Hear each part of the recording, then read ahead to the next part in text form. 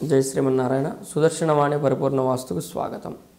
గృహంలో మనం ఏర్పాటు చేసుకునేటువంటి ద్వారాల సంఖ్య అనేది ఎక్కడెక్కడ ఈ ద్వారాలు పెడితే బలంగా ఉంటాయి, ఎటువంటి ద్వారాలు అనేది మనం ఒక ఈ వీడియోలో చూసాం.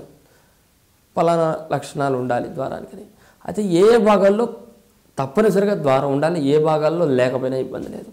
అంటే ముఖ్యంగా గృహంలో కొన్ని భాగాల్లో కొన్ని ఏరియాల్లో మనం ద్వారం ఉంచాలి. పరిపూర్ణ ద్వారం అంటే గడపతో కూడుకున్న ద్వారాన్ని ఉంచాలి. ఎక్కడెక్కడ?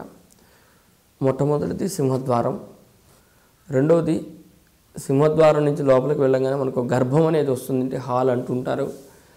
ఆ గర్భం నుంచి వంటగదిలోకి వెళ్ళేటువంటి మార్గంలో ఒక సింహద్వారం ఒక ద్వారం ఉండాలి, ఉపద్వారం. గర్భం నుంచి దేవుని యొక్క స్థానంలోకి వెళ్ళేటువంటి మార్గంలో ఇంకొక ద్వారం ఉండాలి. గర్భం నుంచి పడక గదిలోకి వెళ్ళేటువంటి మార్గంలో ఇంకొక ద్వారం ఉండాలి.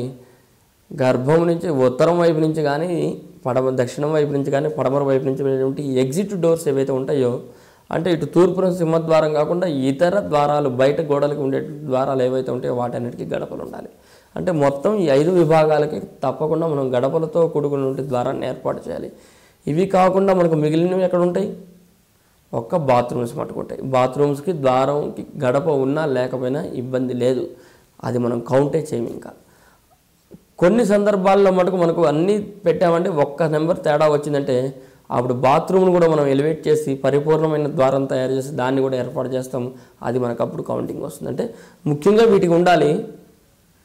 ఇవి కాకుండా మనకు సంఖ్యలో ఇంకా కొంచెం పెద్ద పెద్ద ఇళ్ళకి తేడా వచ్చిందంటే బాత్రూమ్స్ని కూడా మనం యాడ్ చేసుకుంటాం. కనుక ఈ స్థానాలు పడక గది అంటే హాలు, పడక గది, సింహద్వారాలు, వంటగది, దేవుని గది, ఈ 5 విభాగాలలో తప్పకుండా మనకు ద్వారాలకి గడపలు ఉండే విధంగా ఏర్పాటు చేద్దాం.